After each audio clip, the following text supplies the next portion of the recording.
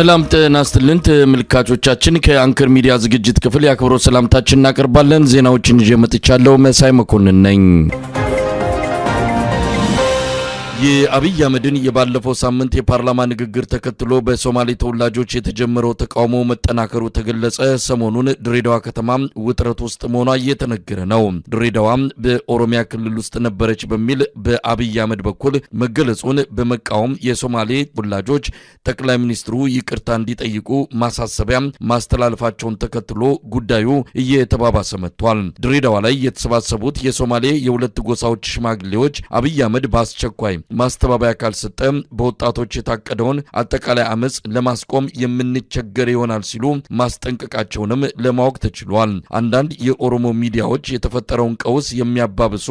መልእክቶችን እያሰራጩ ናቸው የሚሉት የሶማሌ ዴሞክራቲክ ካውንስል አመራር ዶክተር ኢስማኤል ጎርሴ ጅግጅጋም የኦሮሞ ናት በሚል ሰሞኑን የተጀመረው ቅስቀሳ ችግሩን በማወሳሰብ ቀጠናውን ለእርስ በርስ ጦርነት ይዳርጋል ሲሉ ስጋታቸውን ገልጸዋል። የኦሮሞ ሚዲያ ኔትወርክ እና በአብይ አህመድ 80 ሚሊዮን ብር የተቋቋመው ፕራይም ሚዲያ የተሰኘው አክራሪ የኦሮሞ ብሔርተኛ የቴሌቪዥን ጣቢያ ሰሞኑን ከድሬዳዋ በተጨማሪ ጅግጅጋም የኦሮሞ አካል ነበረች የሚል ቅስቀሳ መጀመራቸው ተመልክቷል። ድሬዳዋ ላይ የኦሮሚያ ብልጽግና የህዝብ አሰፋፈር ለውጥ ለማድረግ የተለያዩ እርምጃዎችን እየወሰደ እንዳለ ለአንከር ሚዲያ የደረሱ መረጃዎች አመልክተዋል። የከተማዋን ኢኮኖሚ ለመቆጣጠር የኦሮሚያ ብልጽግና ባለሀብቶች በአገዛዙ የገንዘብ ድጋፍ ሀብት በመፍጠር በርካታ ይዞታዎችን እየተቆጣጠሩ መሆናቸውን የጠቀሱት የአንከር ሚዲያ ምንጮች በቀጣይ የፖለቲካ የበላይነት በመያዝ ከተማዋን በኦሮሚያ ክልል ስር ለማድረግ ለተጀመረው እንቅስቃሴ ከወዲሁ ዝግጅቱ መጠናቀቁን ነው ለማወቅ የተቻለው። የዘውትር ተሳታፊያችን የድሬዳዋን የሰሞኑ ሁኔታ በመቃኘት የላከልን ዘገባ ቀጥሎ ይቀርባል። በትናንትናው ዕለት በድሬዳዋ ከተማ የሶማሌ የጉርጉራና የኢሳ ተወላጆች እና የሀገር ሽማግሌዎች የጎሳ መሪዎችና ምሁራን ስብሰባ አድርገው በከተማዋ ላይ ጠቅላይ ሚኒስትሩ የድሬዳዋ ከተማ ከዚህ በፊት በኦሮሚያ ክልል ስር ነበረች እና ተስማምተው አሁን ሁለቱ እያስተዳድሯት ነው ብሎ በተናገረው መሰረት ይህን ንግግር ትክክል አይደለም በማለት ስብሰባ አድርገው እንዳንድ ልብ ሐሳቢ እንዳንድ ቃል ተናጋሪ ሆነው የአካባቢው የሶማሌና የኢሳ ጎሳዎች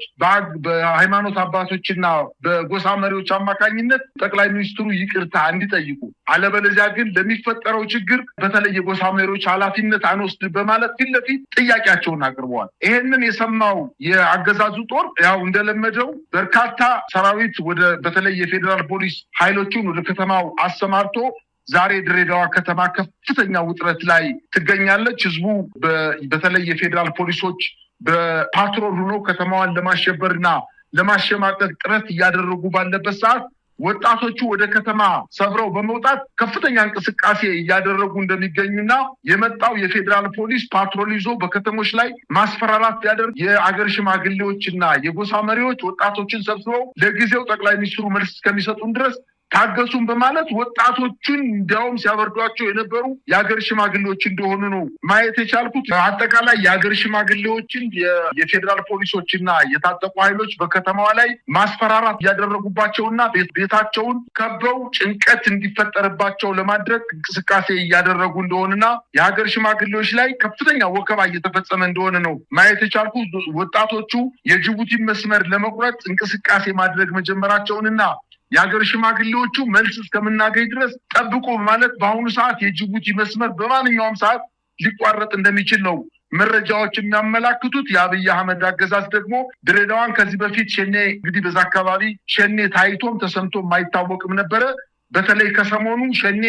በከተማዋ አቅራቢያ ከፍተኛ እንቅስቃሴ እያደረገ እንደሆነና ከዚህ በፊት እንደተለመደው የአብይ አህመድ አገዛዝ የሸኔ ኃይሎች ጥያቄ የሚያነሱ የጉራጌ አካባቢና በወለጋ አካባቢ የሸኔ ኃይሎችን እያስተማራ ህዝቡ ጸጥ እንዲል ለማድረግ ከፍተኛ እንቅስቃሴ አድርጎ በተወሰነ ደረጃም ተሳክቶለት እንደነበርና አሁን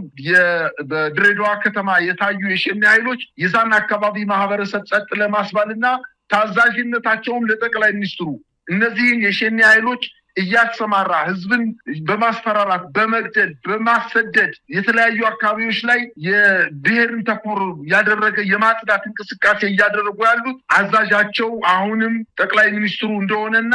በድሬዳዋ አካባቢ አሁን የሸኔ እንቅስቃሴ በጉልህ እየታየ እንደመጣና ይሄንንም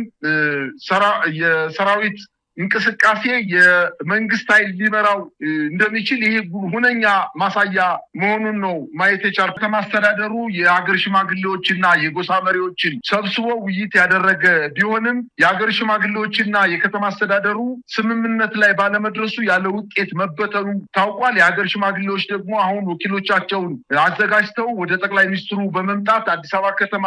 ጥያቄዎች እንዲመለሱልን በማለት እና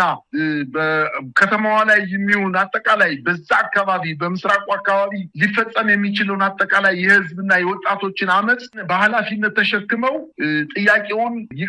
ጠቅላይ ሚኒስትሩ ይቅርታ እንዲጠይቅ ለማድረግ ዝግጅት እያደረጉ እንደሆነና ይህ ካልሆነ ግን ለሚፈጠረው ችግር በዛ አካባቢ ለሚፈጠረው ችግር በድሬዳዋ ከተማ ብቻ ሳይሆን አጠቃላይ በሶማሌ ክልል ለሚፈጠረው ችግርና በዛ መንገድ ላይ የትራንስፖርት አገልግሎት ቢቋረጥና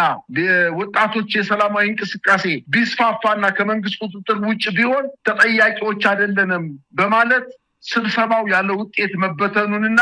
ጠቅላይ ሚኒስትሩ ግን እስካሁን ድረስ ጉልበቱን በፌደራል ፖሊስ ለማሳየትና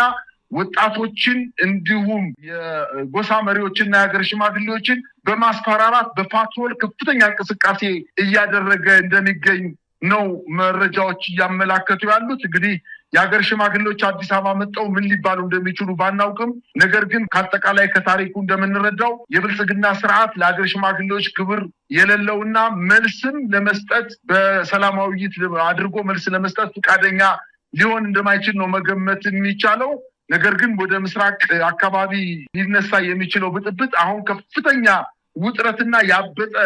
የወጣቶች እንቅስቃሴ እንዳለና በአጠቃላይ በምስራቁ አካባቢ ሊፈጠር የሚችለው ከፍተኛ የሆነ አደጋ መንግስትም የፈለገው አይነት እስኪመስል ድረስ በዋናነት የአብይ አህመድ አገዛዝ የቀውስ መንግስት እንደሆነና በአካባቢው በተለይ በሶማሌ ክልልና በድሬዳዋ ከተማ ሊፈጸም የሚችለውን ችግር በቸልተኝነት እየተመለከተው እንደሆነና ወጣቶቹ ግን በጣም ተነቃቅተው ከፍተኛ የሆነ አመጽ ለማስነሳት ዝግጅት እያደረጉ እንደሆነ ነው መረጃዎች የሚያመላክቱት። ነገር ግን ደግሞ የተለያዩ ሚዲያዎች የኦሮሚያ ክልላዊ መንግስት የሚደግፋቸው በተለይ በዋናነት የኦኤምኤን የሚባለው ሚዲያ